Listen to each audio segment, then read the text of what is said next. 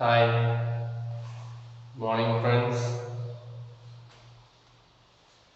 So welcome to this class. Today we will begin a new lesson number 3, which speaks about the parliament and what are the functions of the parliament, how the parliament is formed. So we shall study in detail all these elements and functions of the parliament.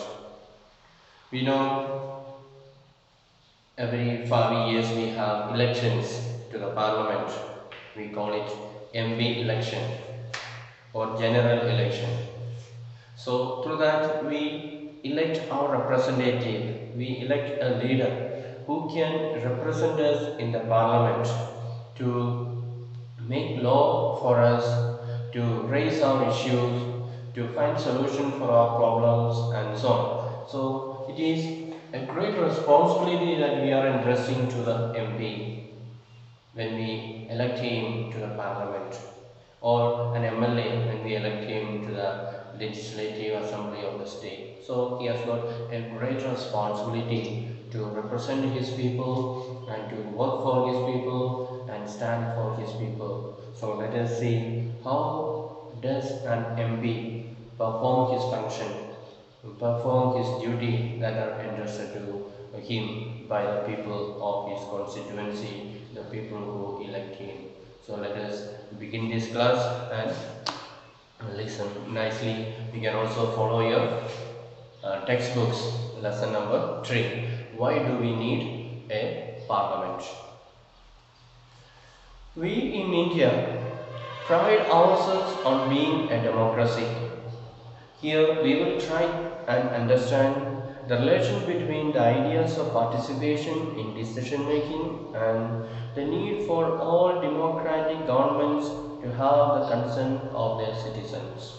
So in this lesson, as I already said, we'll be studying about the biggest institution of our country, that is the parliament, and how the people participate in the functioning of the country, functioning in the parliament through the representatives and so on. And it is these elements that together make us a democracy, and this is the best expressed in the institution of the parliament. So the democracy is possible because the people are given the opportunity to participate in the election, to participate in the government. And so if this election is not there, if the parliament is not there, then the democracy will not be in its best form. So in India we have that fortune of having the parliament, the regular elections. That way we form the biggest democratic country or biggest democratic government in the world. And in this chapter we will try to see how the parliament enables citizens of India to participate in decision making and control the government. So in this lesson let us see how the government is enabling the citizens and how to participate in the decision making and how people can control the government and so on. Thus, making it most important symbol of Indian democracy and a key feature of the constitution. So this parliament, it is a key constitution, key element of the constitution or key feature of our constitution, and it is a important symbol of Indian democracy. The parliament is an important symbol of Indian democracy. So that is just an introduction. Now let us go in detail and let us see why should people decide. We said people are given the option of decision making. People are made to participate in the decision making. Let us see how or why should people be given that opportunity or given that option to decide. Let us see how.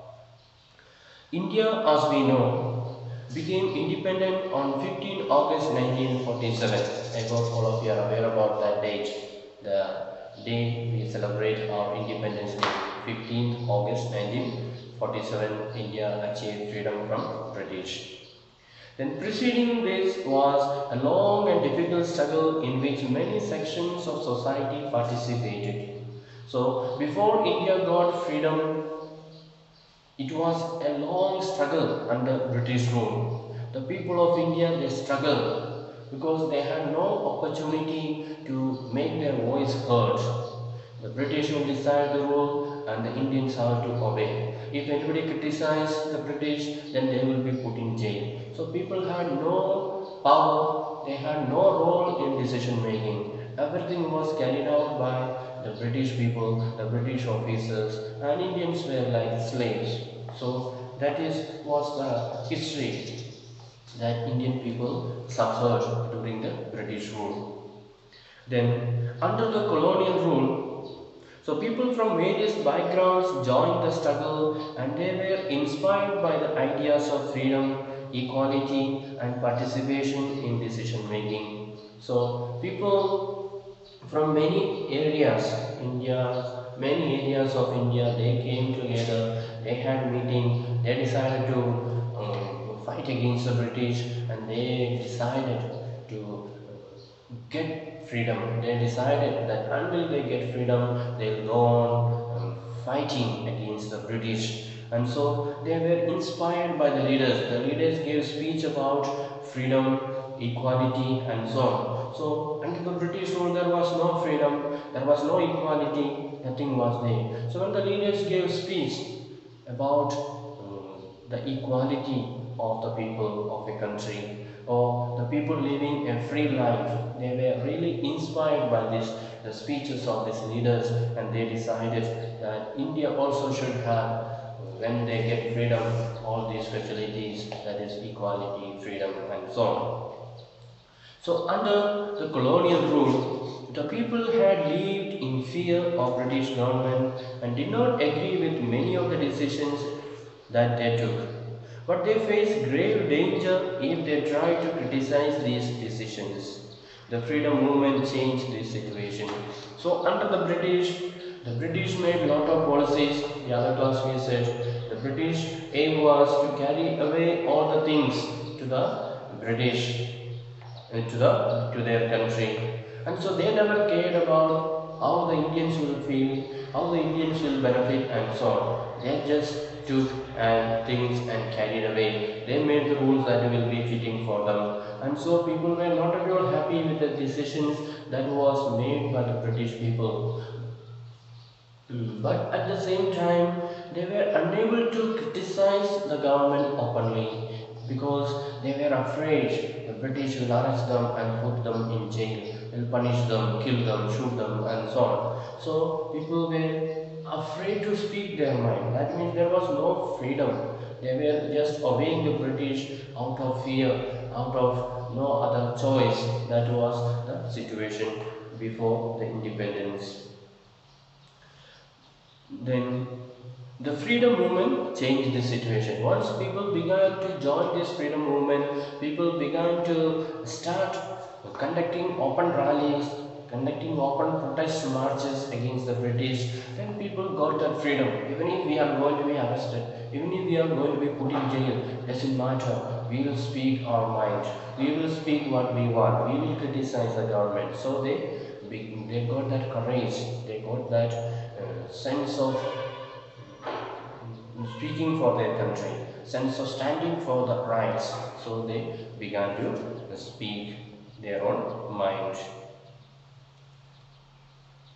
The nationalists began to openly criticize the British government and make demands. As far back as 1885, the Indian National Congress demanded that there be elected members in the legislature with a right to discuss the budget and ask questions.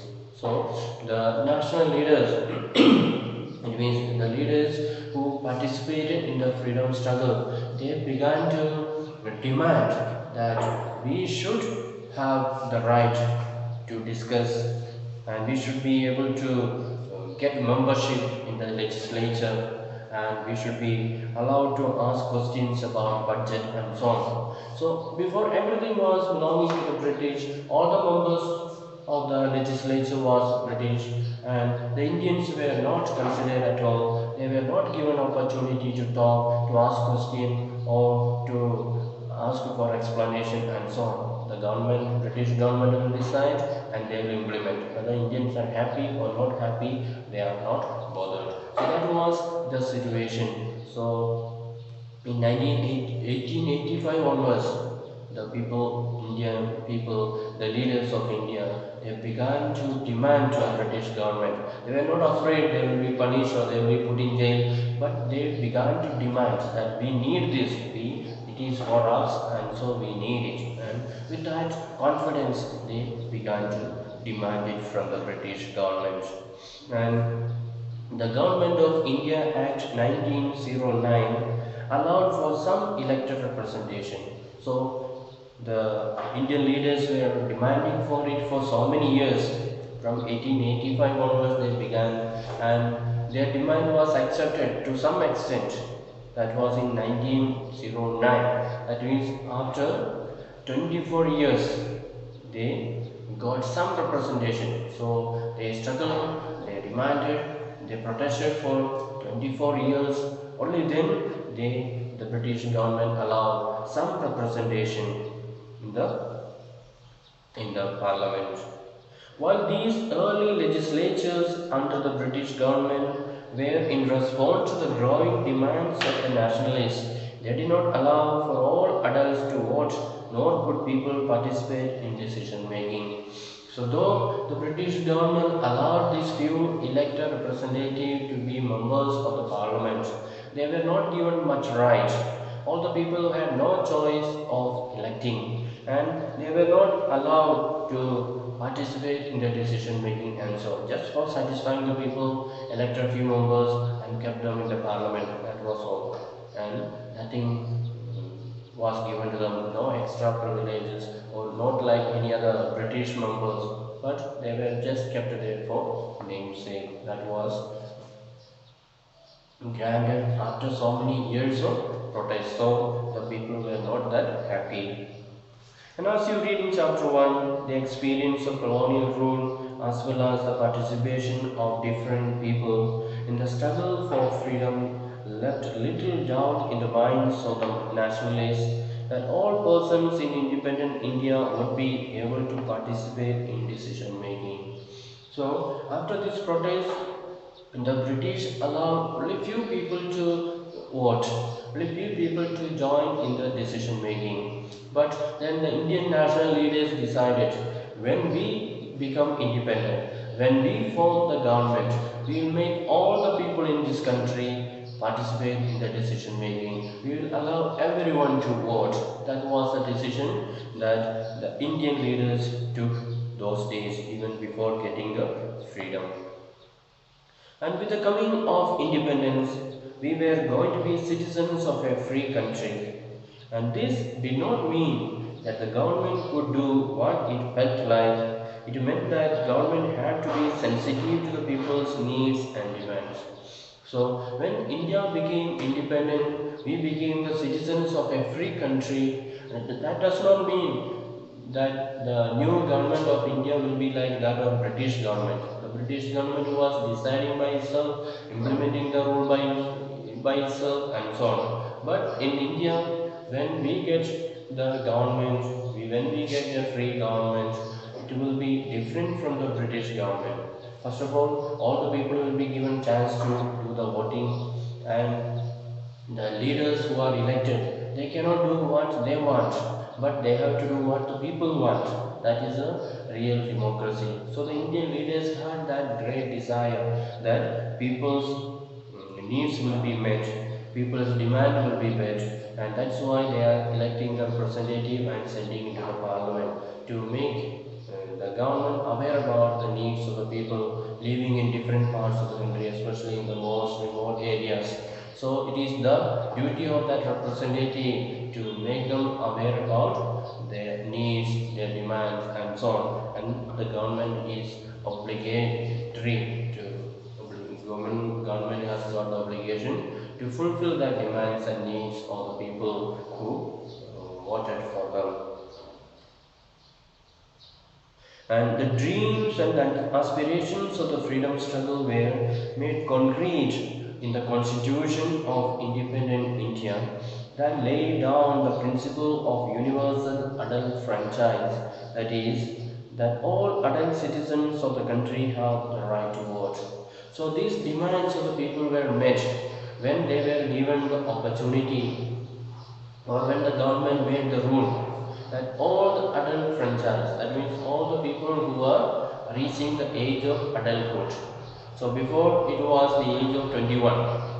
Early, according to the Indian constitution, all the people who reached the age of 21, they were considered as adults. Now the age has been brought down, and all those who reach the age of 18, they are considered as adults.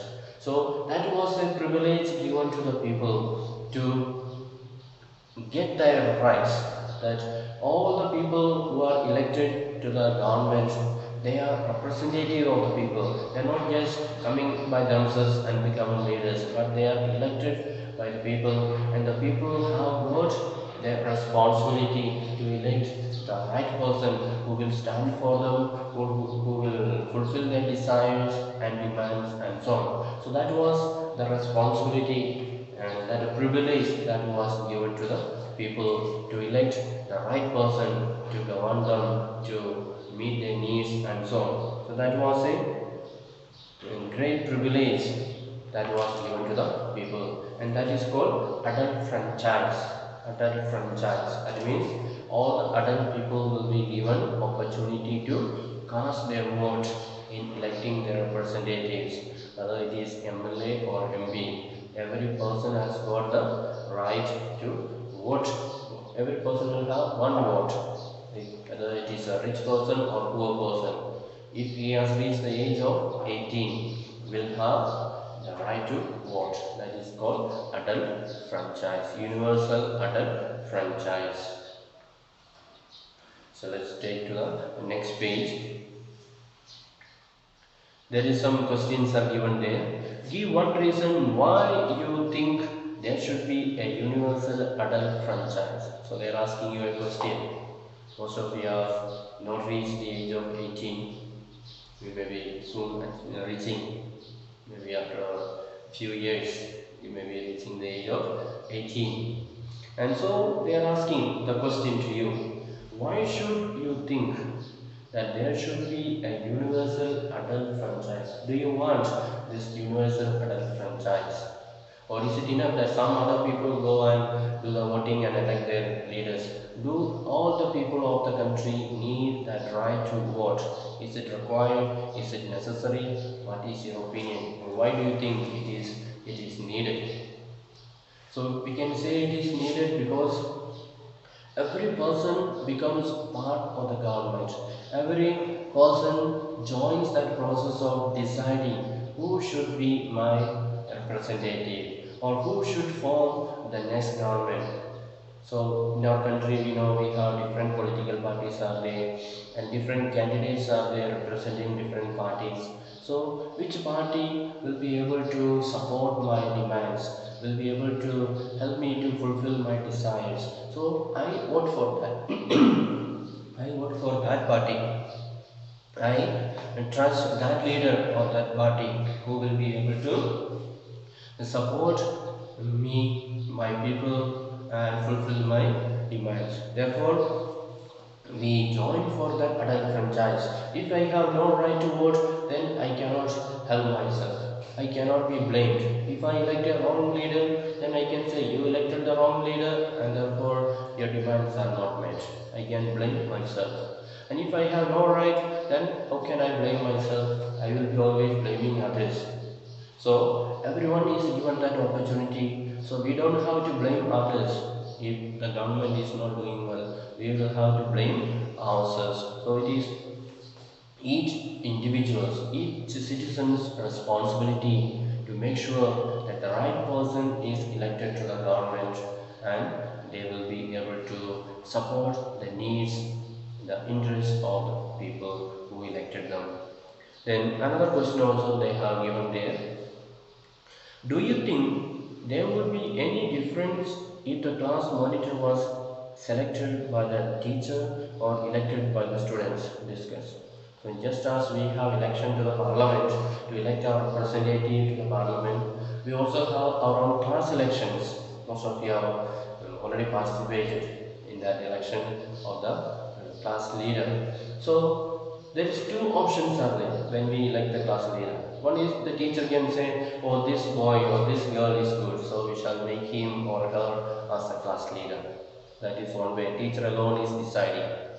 Another way is teacher is telling to all the students, come on, you select one person from the class who is good, who is able to guide the class, who is able to help the class, and so on. So then you are given the choice, and so you can select the best person among you, whether it is a boy or girl, who has got a good character, who has got a good discipline, who has got the leadership abilities. You elect that person, and that person will be able to help you in the class to do so many activities, to carry out so many activities, and so on. And if the teacher is doing it, teacher may select the wrong person also sometimes. Then if that person is not doing well, then you will not be responsible for that, because you are not selecting that person. Teacher is selecting that person. So always you will be blaming teacher. The teacher selected the wrong person, that's why. But if you yourselves are selecting the person, if you are given the opportunity to select that person, then you cannot blame the teacher. You have to blame yourself if the leader, class leader is not good. It is the same thing with regard to the parliament. If you want to have a good government, then you should have that opportunity to select a person. And before selecting the person, you have to think, whom shall I vote? Which person is good? Which person will be able to do well? Which person will be able to lead us in the right way? Which person will be able to help the people? All that we have to think properly. Then we have to elect the right person, and then we can say, this person is my leader. I already selected him. So whether he is doing well or not, I am responsible for that. So we have to make the right decision, and then we can be part of that government. Whatever decision we want, we can inform to our leader, and he will go and present it to the people or in the parliament, and then government will consider about it and take a favorable decision towards us. That is a democratic process taking place in the parliament. Now let us see how people and their representatives are working. We said people, all the people in the country, especially the adults, those who have got the voting rights, the adult franchise, they and their representatives, what is the relationship between them? What is the connection between them? Or how the MP who is elected, how the MP who is representing the people, how he is helping the people, and so let us see. So to take off point for a democracy is the idea of consent. That is the desire, approval, and participation of people. You can underline that point. What is the take-off point for the democracy? Take-off means starting point. So the first point or the starting point of a democracy is the idea of consent. Consent means agree, giving the permission. So I have to give the consent. What is the meaning of consent? It means the desire. I desire for the election. I desire for the government. I desire for the election and selection of the leader. Then I have to approve by giving my vote. I approve that this person is my choice. This person is my leader. And participation of the people. And we go for election and we press my vote. I cast my vote, and in that way I show that I am participating in this election. So people have to make that choice, they have to make that approval of this person, and I have to participate in that election. That way I join in the democracy. That is the starting point of democracy. The people are staying away, saying, let there be election, I don't mind, I don't worry who is becoming the MLA or MP, I don't worry, I am not going to do anything. Then that real democracy is not there. The people are not participating. But every person should think, that this election is going to affect me. The leader who is going to become MP is going to affect me. So I must participate and I must do my level best in order to select the right person. Then we can be proud that we are part of this democratic process. So let us see how the people are doing the democratic process. And it is the decision of the people that creates a democratic government and decides about its functioning. The basic idea in this kind of democracy is that the individual or the citizen is the most important person, and that is in principle the government as well as the other public institutions need to have the trust of the citizens. So in a democracy, what is more important is the people, the citizens. Abraham Lincoln used to say democracy is by the people, for the people, and so on. So it is the people are most important in democracy. It is by the people. People are electing and elected for the people. So it is the people who are the most important in democracy. And how does the individual give approval to the government? We said the individual has to give approval what government that they want. So one way of doing so, as you read, is through elections. People would elect their representative to the parliament, then one group formed among these elected representatives forms the government. So how do the people give consent? Or how do the people give approval? They participate in the election, they elect their representative, that is the MP, and these MPs from different places, they will come together to the parliament and they will form the party, they will form the government and so on.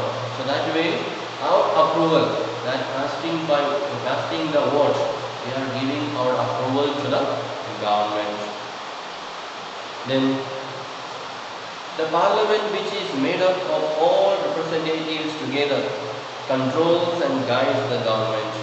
And in this sense, people through their own chosen representatives form the government and also control it.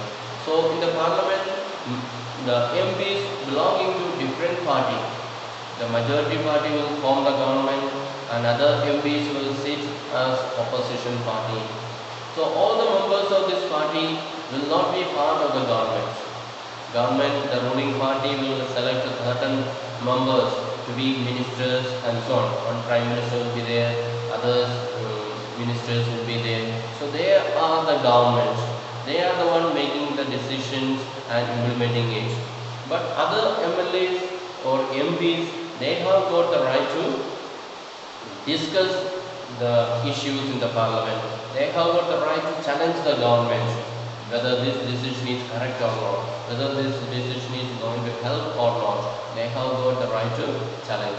So these members whom we have elected and sent into parliament, they work for our benefit, on our behalf.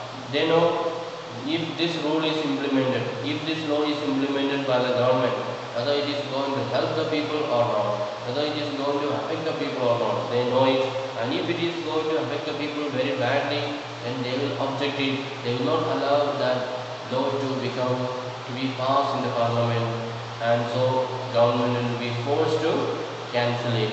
So that is the responsibility of our elected members, and they have to think about each of the people living in this country, whether this law is going to help only few people and going to affect more people, affect badly.